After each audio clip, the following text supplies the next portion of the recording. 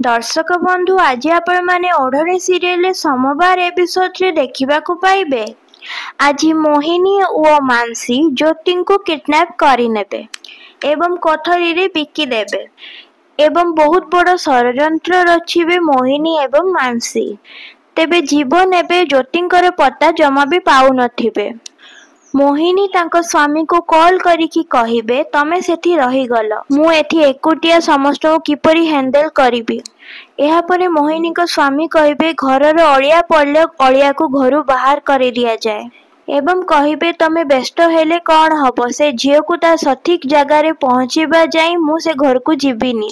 एमिति किछि षड्यंत्र रचिबे ज्योतिंक विरुद्ध रे मोहिनी एवं मानसी। मोहिनीकर स्वामींकर षड्यंत्र बहुत बड़ पदक्षेप नेबे मानसी। जेबे ज्योति तांको बेडरूम को सोइबा पई जाउथले सेतेबे मानसी एवं मोहिनी तांको किडनैप करि नेबे।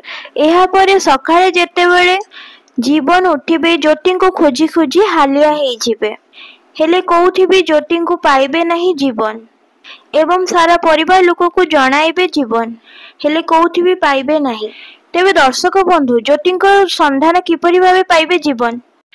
तेबे दर्शक बंधु जीवन किपरि भाबे ज्योति को रक्षा करिवो कमेंट माध्यम रे हमको कहिबे।